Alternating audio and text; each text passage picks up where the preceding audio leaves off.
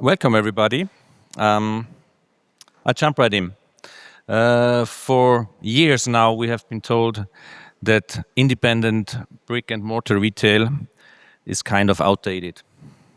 A thing of the analog past, that scale wins today, platforms, algorithms. And yet here we are. Maybe because there are still things that cannot be scaled or outsourced or automated, like trust, like competence, human touch, realness. And maybe these qualities are no longer just relevant, maybe they are becoming a genuine competitive advantage in the business of today.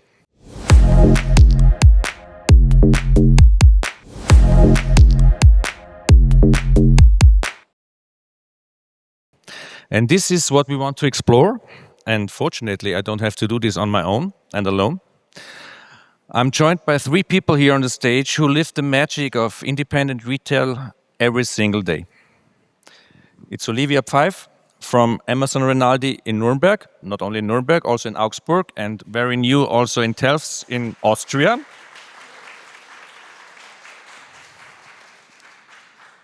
We have Oscar Gala from Mini in Madrid.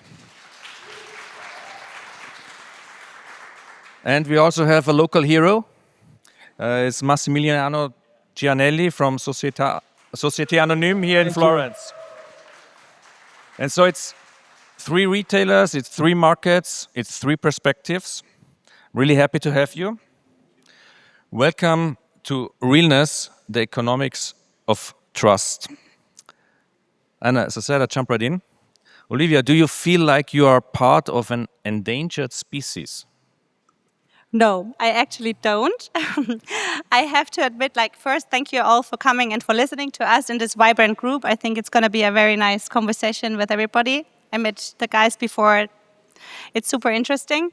But to answer your question, no, I don't. I actually feel like an ambassador. Yeah, which is maybe the better word for today. Of course, our market suffers some problems. We cannot hide, and we're gonna go into this deeper later on. But with some problems, you also have to think about your own brand, your own store, and your own work in a new way. And you also can face the challenges that you have in those days to find new ways doing your own business and to improve your own business and getting better in what you do. So I feel that there are also possibilities. And we're happy to do that in these days. Like for us, this difficult period is also a very interesting rebranding period. So, as I agree, and I guess you agree also, it's not an endangered species. So, is it a future model, what you are doing? Okay. Please, Massimiliano, jump right in. Hi, everybody. I think that the independent stores are not dead. We are still surviving to these challenging times. These times are very difficult regarding the combination. We did two things. That one is the market, and one is the trust. You have to. Yeah, sorry. Yes, thank you. When we speak about trust, I'm okay, but the market reply in another way. In this moment, I'm speaking about Italian market.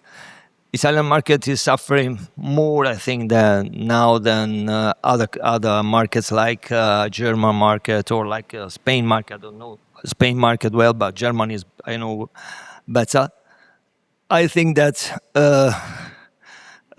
there's a big difference between how much the goods cost and how much are the salary in Italy. So this big difference is the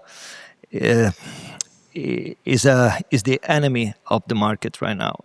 So we have to understand how to talk with the new customers, because we have to understand very well how the Gen Z think, because they are in a moment there's too too much new things on the market. The AI, the social media, everything is a fact. A lot of things that are distracting. Yeah. So I think that we need to put efforts in the culture of the product, because product has a meaning, and to develop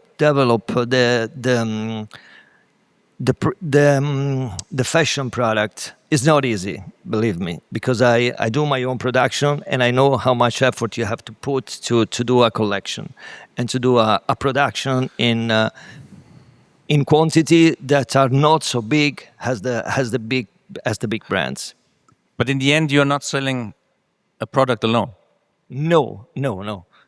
Because that's not what the people... We don't sell product. We sell a culture. And it means that we curate every aspect. In this moment, I think that an independent store should be more similar to an art gallery, something that you have an emotion to enter, you know? Oscar. Hi, hello.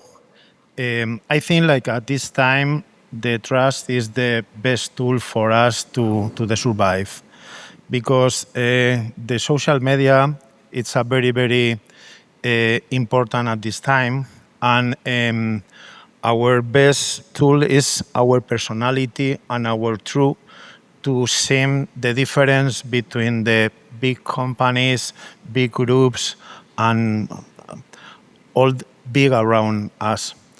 And I think like it's a difficult time for the independent retailers, but for in our case, we worked long time ago to have our own personality and to show this trust to all and to be different like the other. But in the social media, all seem the same. And it's difficult, but it's good moment to show our different. Massimiliano just mentioned the transition to Gen Z, and already also think that it's a very important transition. Question to all of you.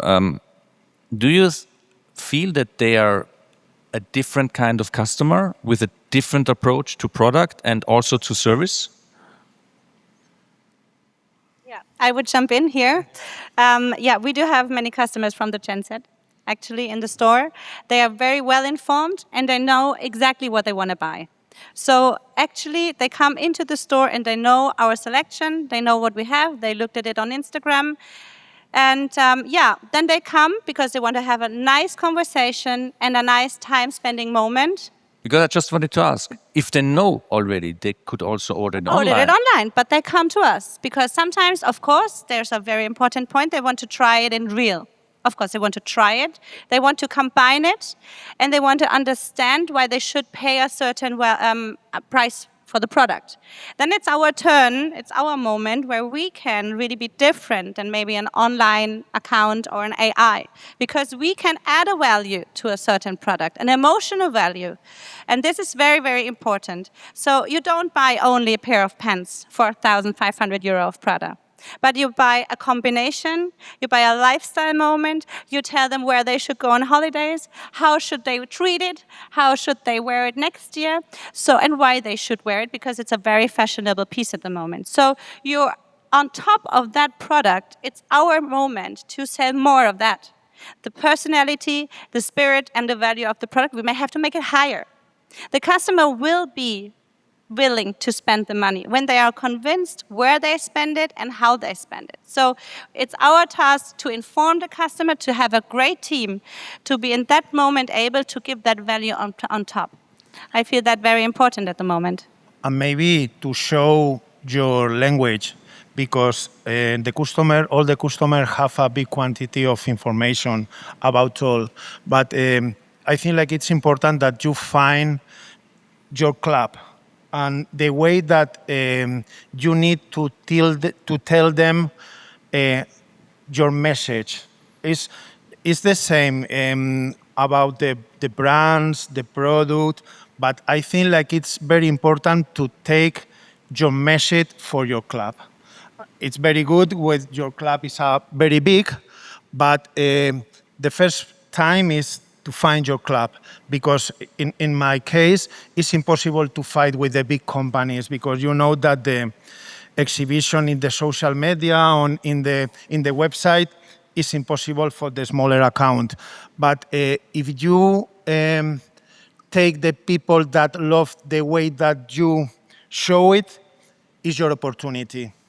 I work every day, not at this time is more important because, for example, 10 years ago, the difference between the specialized shops with all the market is around your products.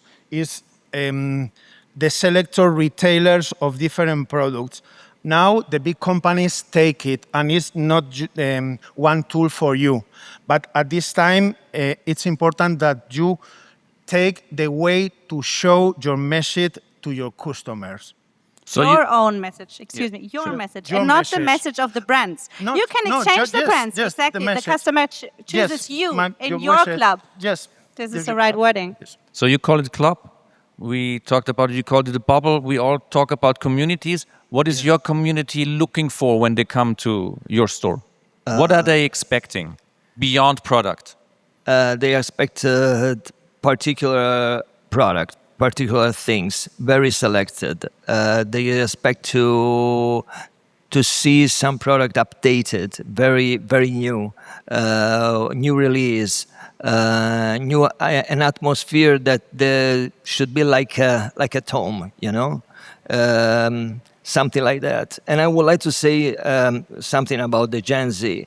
I think that they are doing a silent revolution, I think, because they saw in the last 3 years that there's something wrong about the prices, because they saw that there's no relation between value and cost. So they understand that if I buy something, should value, okay, should have inside the effective cost, okay. I know that everything is around what we say to the customer, how we feel, how we transmit our attitude, our culture. Is okay, this. But there's another part of the business that, and we have to pay attention to this part, because this part is very important. Otherwise, the store will close in 5 years, I think, because you need to understand which is the balance between a business that has inside the sustainability or not. So we Gen Z right now, the silent revolution is that we understand the market, we reply to the market. If you do something okay, we buy. If you don't do okay, we don't buy.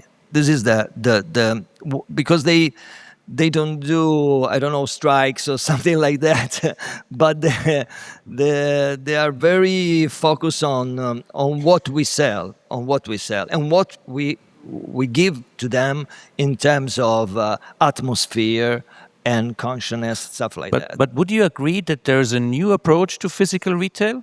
That people are really longing for this kind of experience? I always say the people that come to your stores, they don't need anything. They don't come because they have an existential need. Maybe they have an existential need for something else, for communication, for stories. I think they come because I think our store, have an history, and we build an history since 20, 30 years. So I think people come because you have a perfect identity.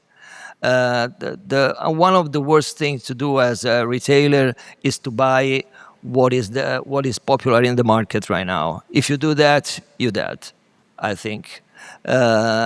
You need to choose the perfect brands. You need to have the perfect selection for you. The selection that is yours. Olivia, where do you feel, in a way, stronger today than, let's say, 3, 4, 5 years ago as a physical retailer? I feel more secure. And I feel that I grew together with our customers, like the new generation customers that are growing into the, like I can only tell from my side, we are working with high fashion business. So instead of just handing out products, we learned how to sell a whole soul product range of products. So the customer itself is evolving and learning and growing with us together, which makes me also stronger and more convinced in doing risks. So buying and curating the goods is very important. I get more risky knowing my customers in a better way. I get more sharp in the curation, and in the end, we do a filter in our selection for our customers what they don't have to do by their own, and they know that they can trust our taste, our filter. So in the end, the bubble of every store knows where to go because they trust the selection of the owners of the store itself, and there they will find their own new style, I would say. I think like it's the moment that you need to feel the pulse of the moment. In 3 years ago, it was very, very important to show your products, and at this time, all the customer know your products and all the products, and I think like it's very important to find a way to communicate your products. Anyway, it's not because maybe the customer are tired of see products, and I need that you can take it with other ideas, other ways of communication, but it's not real directly with the brands, with the fashion, with the product, because in our case, it's very important, not here, is from the beginning, from 25 years ago, the lifestyle around us. In my case, it's not only the fashion, not only the product, not only the brands, all are together. But we need to show the way to be effective with this.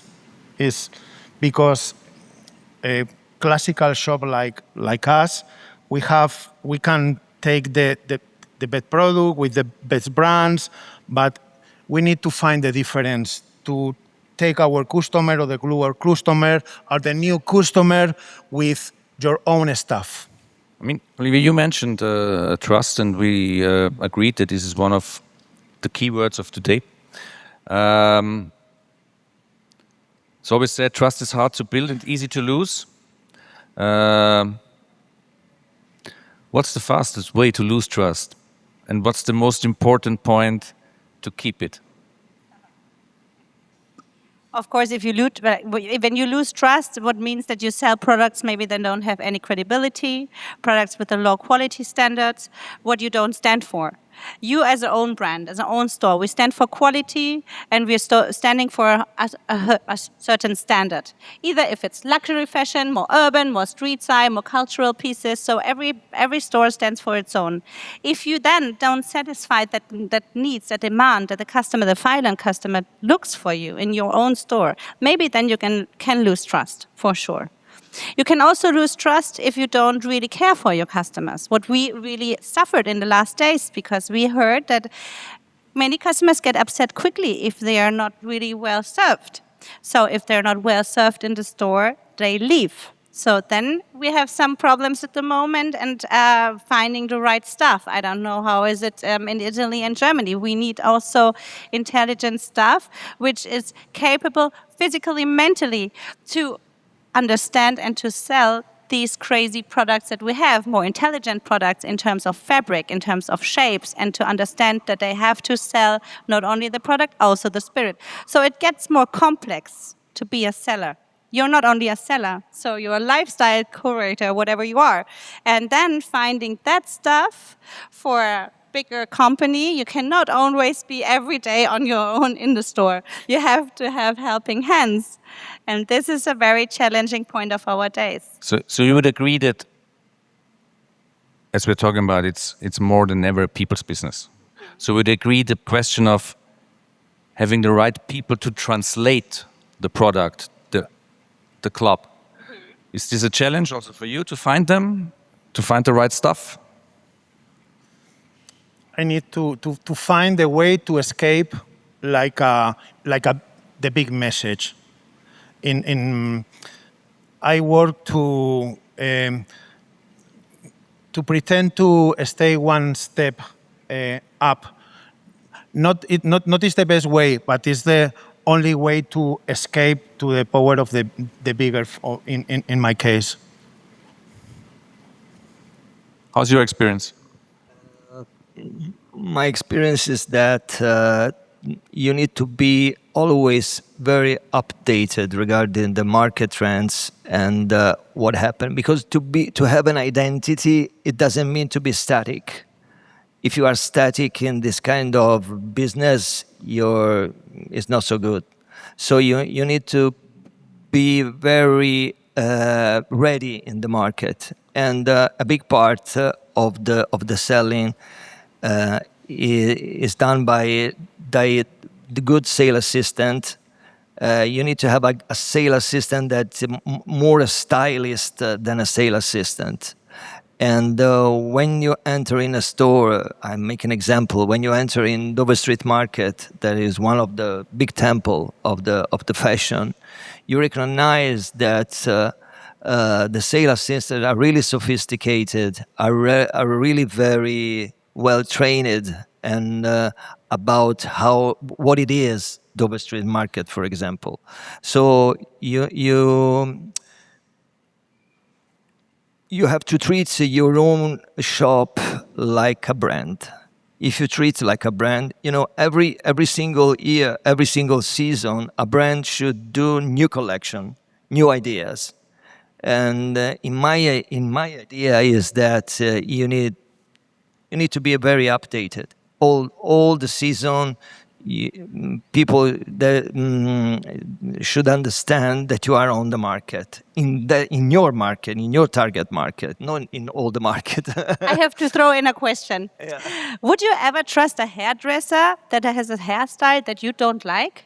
Personally, sorry, would you ever trust a hairstylist who Yeah. has an ugly haircut? Yeah. Would you go? Yeah, it's terrible. You would not go. Would you go to maybe a personal Yeah. trainer who is not the shape that you Do want? the perfect example. Exactly, The right? perfect example. So actually, this is a very important point. So Yeah. I don't know, maybe we are also out of that time where sales staff has to wear uniform. Do you remember that when you go to Yeah. a store and every sales girl has a uniform? Actually, at the moment, we have many young girls in the store, and I adore that when they come with their own style. They have maybe not the money to buy luxury clothes, but they really have an own style. And it's very cool to see that the final customers, they look for the salesperson with a style where they can identify with. So it's very important to allow also in your store a little bit more of a personality. Of course, it always has to get along with the global personality of your store. But in the end, we personally would never go to a hairstylist who has an ugly haircut, and we would not go to a personal trainer who has not the body shape that you want. So we don't buy our clothes in a store where this curation, the stuff, is not cool enough for our taste. No? On the other hand, totally agree. Yeah, there we go. Totally agree. But on the other hand, do you agree that whatever we call it, stylist, sales assistant, whatever, Yeah. is until today a super underestimated job? Because I think it's a Yeah. very high qualified Yeah. job.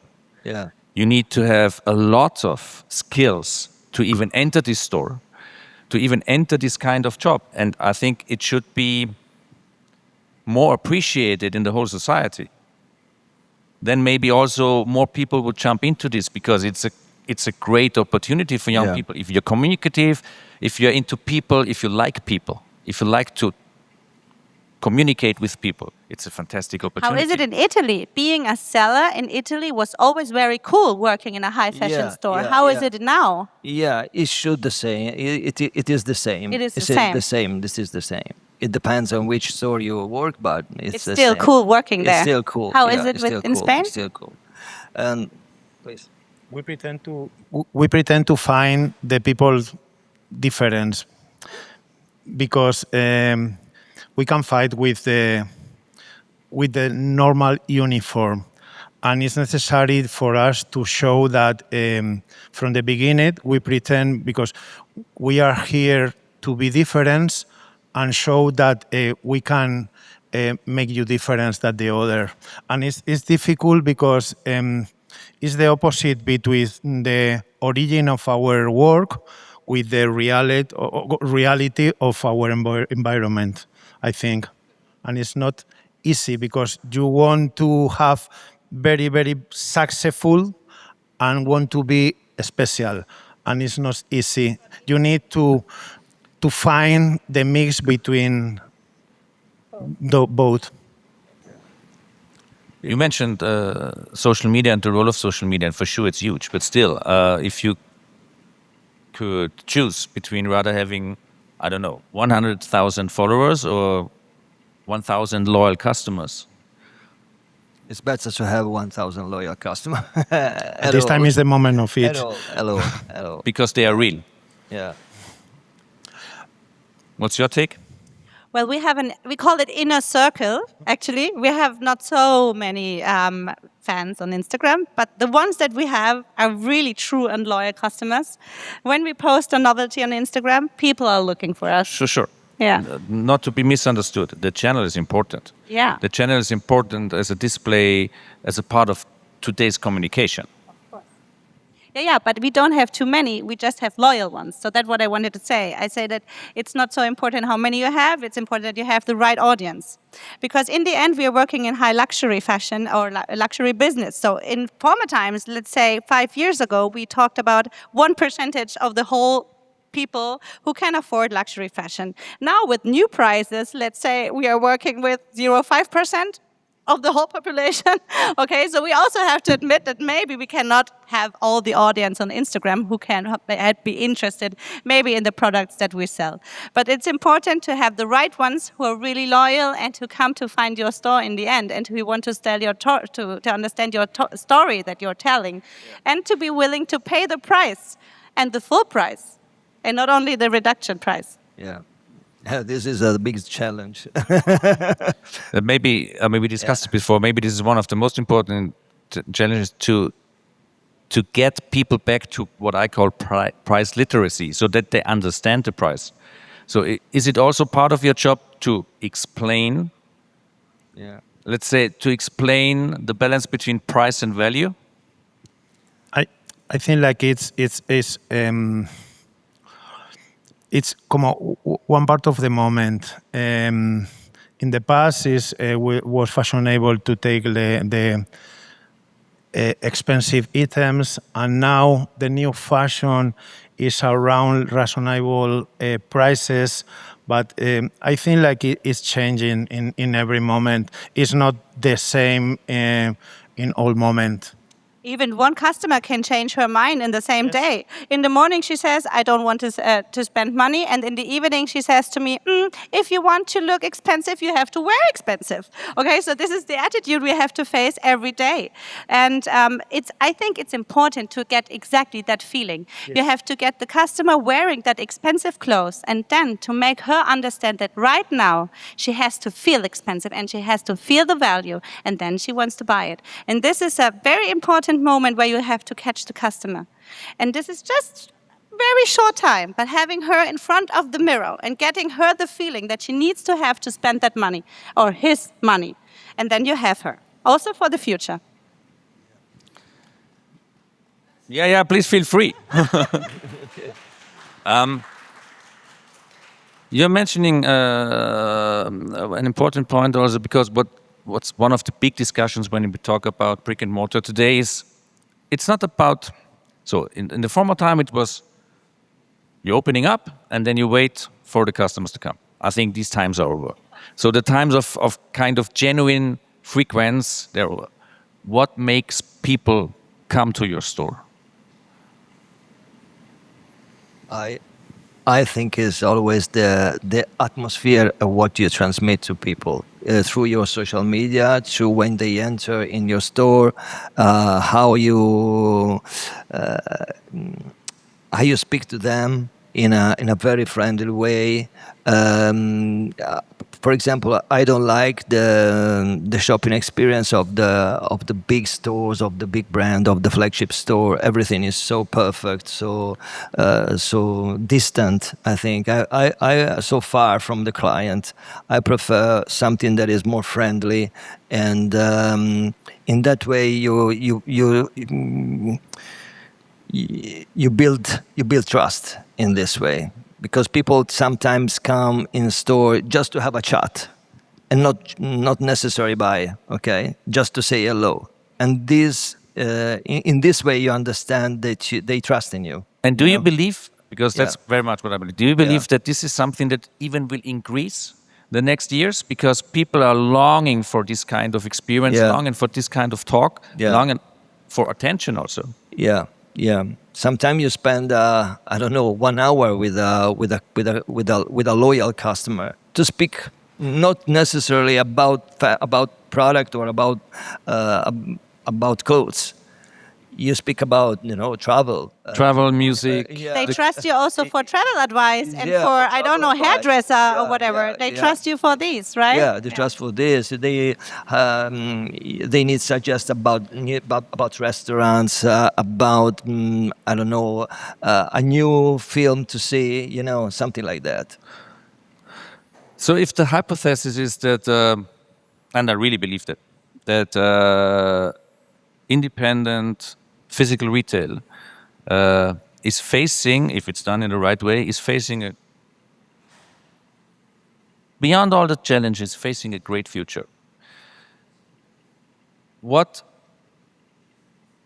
will, let's say, if we look into, let's say, 2030, what will independent retail offer then still what platforms, algorithms cannot offer? What will be the unique selling point, this unique advantage within your business model? I think that in the next 5 years, for 4 years, we need that brands become partners of the independent store. Really partners, not partners just for twice in a year during the selling campaign. Not that, because sometimes they want just to have from us. I don't know how the brands is going in the store, but they do nothing for us. They do nothing local. They do nothing in I don't know, activation in the store, something like that. We need, and they should also participate to our sales period. I think to survive. Believe me, because otherwise we have to split the cake. Okay. What would you expect from your partners? Actually, I thought it was very interesting what you mentioned before with the club thing. I wanted to go back to that one because in those days where it's very difficult, we should maybe focus less on the brand partnerships, which are very dangerous in holding them statically and stably, because we had suffered also many moments where we lost a brand and we got it back, and we lost a brand and we got it back, and it was not so stable. So actually this current moment where we feel a difficult time, maybe we should invest on branding our club and make it stable enough for every kind of change. So every kind of brand that you're gonna sell, a good one, maybe with good conditions, better, interesting, then sell that one. If you don't want that, sell a different one. But I think- because your club is the club for trust. Yeah. So invest maybe in your energy more in your own club. And another challenge is to make understand to the final customer what the risk behind an independent store, how many costs we have. They don't understand it. They think that because they see always product on sales, Sure. and they say, okay, they margin also at 50% less. Sure. but it's not true. But we trained the customer to buy a winter jacket in November before it gets cold for 50% Yeah, less. yeah. That's When you start to do mid-season sales for the winter collection in mid-October, No. it's crazy. sure. Because it's good for the selling. Okay, you start to sell, but what understand the final customer that you're still earning money during that period, but you don't. So this is the big This problem. customer even thinks that before Yeah, you try to betray him. is a very bad message. Yeah. Very bad message. How can we change But this? sometimes we need to do that. Otherwise, you don't sell nothing. But how can we change this? Because we discussed margins also. How can we change this? Is it still the wrong rhythm? Sorry. How can we change this attitude? How can we change that? The big part of this should be the institution. A very strong regulation about new rules about sales period.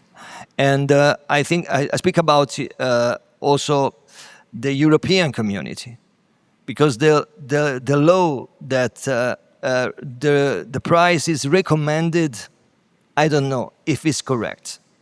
Because the price should be that, not recommended. Would you? Yeah. Would you know, kind of to align the market, to align every prices. And this is what maybe the many first lines are doing, like a Gucci and a Prada and all those Yeah. first lines are doing, and they say recommended prices, but in the end they try to align the prices and not going in discounts. And but anyway, many of the brands need for the cash flow also these kind of Yeah. But flash sales. if I understand you right, you would kind of even wish for a political interference in this. Yeah. Yeah. So bringing back fixed sales periods and Yeah. not this kind of anarchy that we have today. But not if you don't follow the rule, you have €1,000 of fee. Should be €100,000 of fee. You know, in that way you stop it.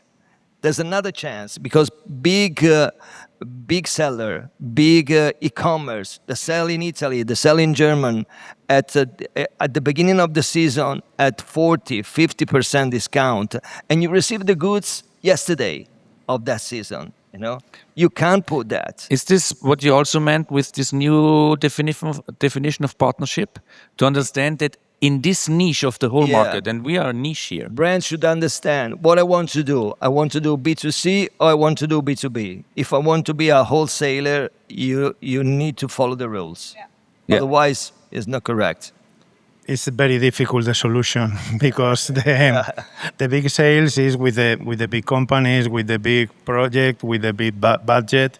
But it's necessary to work together with the brands, with the different things that for us, and understand that it's not necessary that all be the same, but we need to find different part of the business, not all the same. And in my case, I work every day for buy or die. If you not take it at this moment, maybe you can have it. Yeah. But we need to work with the brands in this politics.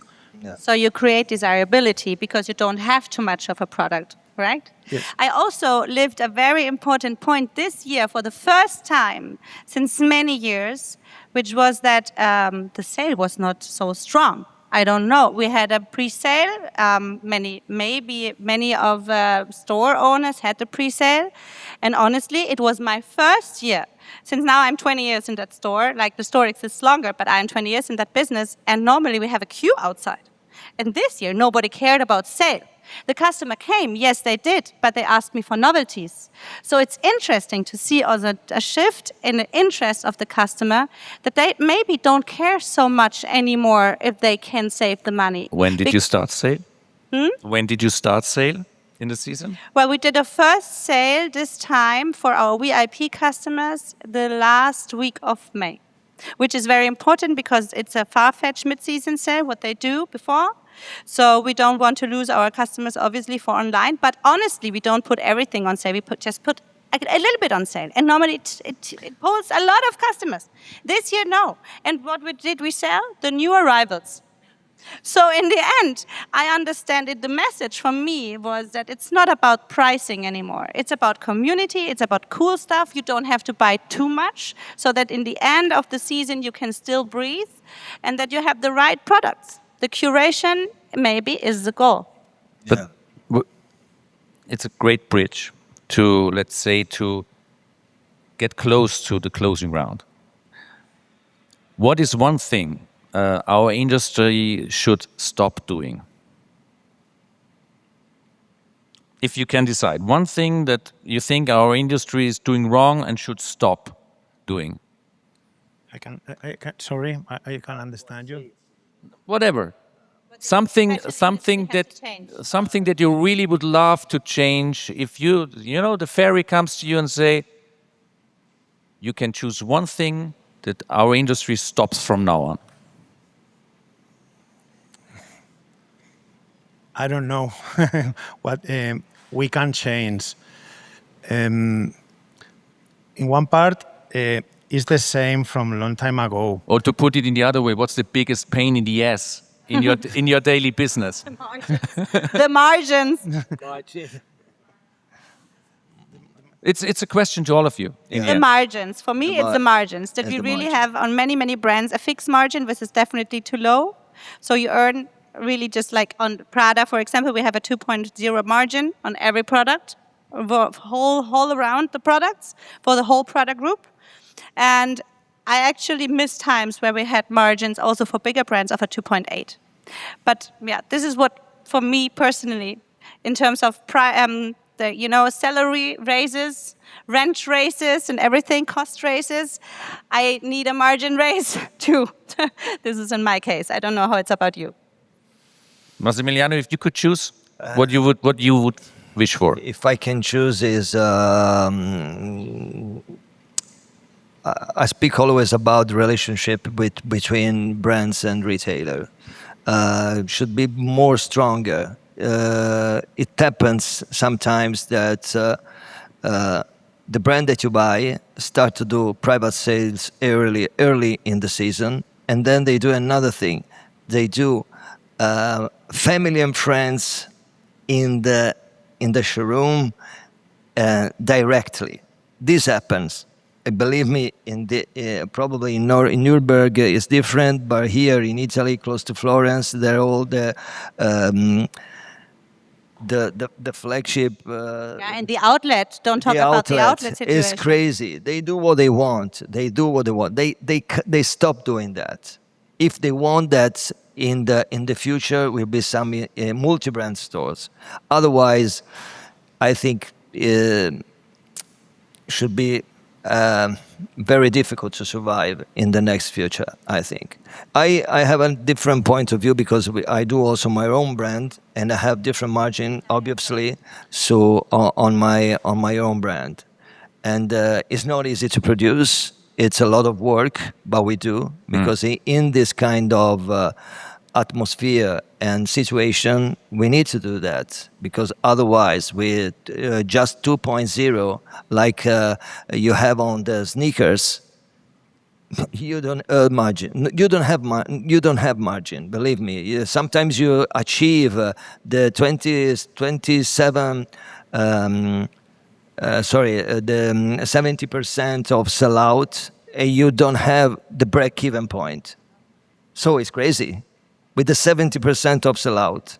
So that's why, because you lost margin for shipping cost, you lost margin at the cashier because people want minimum 10%, and the good customers want 20 in season. This happen always, and this doesn't depend on what you do about atmosphere, about trust, about at the end, believe me, is money. Okay, to change the question to positive, Oscar, what would you... In my case, the real problem in my case is the less consume, because the reality is that all our customers are very, very tired of big consume of the last Fashion. fashion of the last 10 years or Yeah. 5 years. We need to wait to take like a new cycle to increase the consume. In my case, Sure. So to also, let's say, get desire back into fashion. Good point. Yeah. Yeah. Okay, but that's your job then. Yeah. We're going to make it.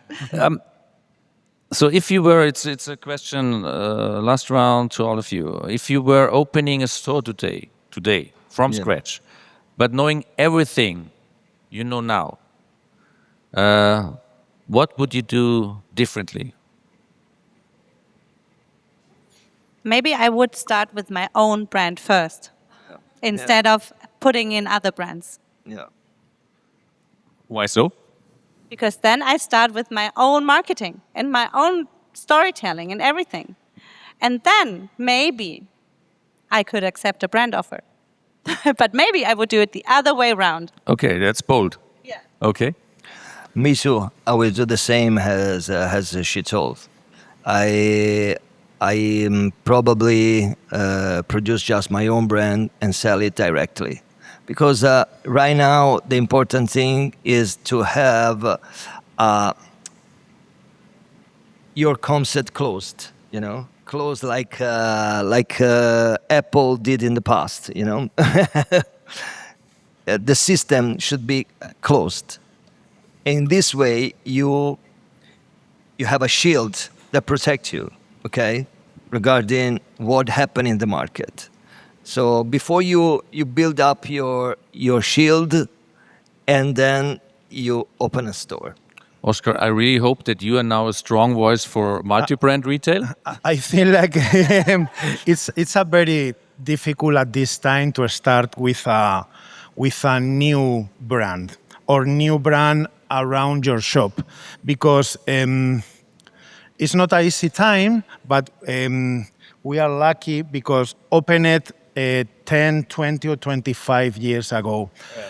In my opinion, now it's all more difficult to open a new multi-brand shop, to open new brand, because the fashion is like a new dream of a new generation, and the competition with retailers, with new brands and new shop is incredible. And I think like start with a brand is very, very difficult, and start with a shop is difficult too. Yes, sure. But we are lucky because we started a long time ago. Yeah, we had experience. And we have experience with our small brand or the experience with the brand. We are the dreamers here beside us. No, somehow we all have to dream about a new success. I just wanted every to say. business. So not only in fashion, I feel that every new business at the moment to start from scratch is very difficult.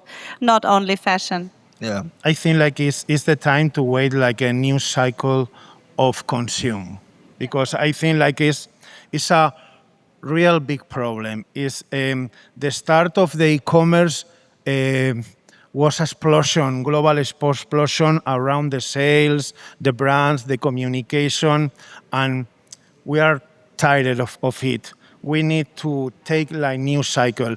In my opinion, this is the successful of the portal of the chains, the vintage items, the vintage shops, and I think like this part is going down and start the new up of the consume, in my opinion. yeah. Before we close here, I'm always very happy to also include questions.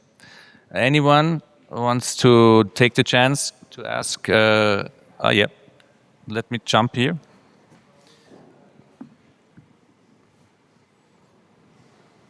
Hello, everybody. My name is Joaquin. I have another story in Madrid, and you didn't say nothing about the overproduction right now in the market. Yeah, sure. He was referring to that one of the most important problems in our business is overproduction followed by overconsumption, and I think also that's what you maybe meant when you were talking about the new cycle of consumption, because there's this kind of exhaustion. So overproduction is. Would you agree that this is a general problem that also reflects on specialty stores like yours? Yeah, overproduction is a big problem, but it's a problem that doesn't affect us. Don't affect us. Is a problem that affects mass market, fast fashion. No, that's not correct. If you know how many handbags Gucci pushed in the market because they have been overproduction before they changed the designer, then you know. I don't speak about luxury. I don't speak about luxury. Because in luxury you had the same issue, no? I speak about contemporary items that usually are not produced in a massive way. I'm speak about fast fashion. That is you can believe me, is the big problem because Shein. I enter in 2025 in Europe 3 billions of items that come from Shein and Temu under 150 euros. So 3 billions is a lot. And this is the big problem. I know that Gucci and another brand put a lot of things on the market, but nothing to compare. Nothing to compare. To the I also other talked ones. to a friend, and she said maybe we should ask also in Europe for a legal help regarding those brands like Shein and Temu, because this is really a big problem. Mass market made in China coming to Europe, and we don't have any regularization in Europe is a big point. Very, very big. It's a news from today that the shop in Paris of Shein will close in the next sure. at the end of the month. So isn't that good news that it didn't work out? It's a good news. I think it's a good because news. What I meant when I said French people always fight more than the other countries regarding this. Okay, any French here?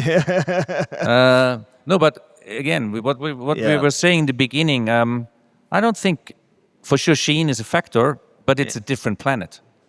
So I don't think it's about to compete with them. It's about not playing their game. No, and we are now in the football championship. Yeah. When you play a big nation, you don't have to play their game. You have to try to play your game to succeed them. Isn't this like that? When I speak about contemporary brands,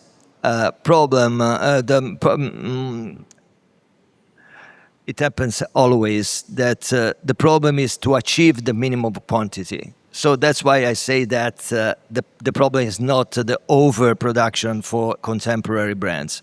The problem is to achieve the minimum. So it's another different problem. So what we see is that we kind of only touched and very important questions for the future of our industry.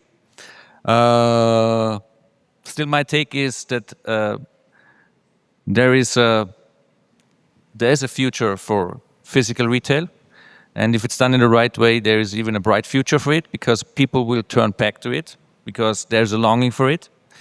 But it also seems like we have to discuss this even more often, and maybe also because you mentioned it also in a different kind of partnership, also including brands and the other market players. Yeah. Sure. Thank you. Thank you. Time's up.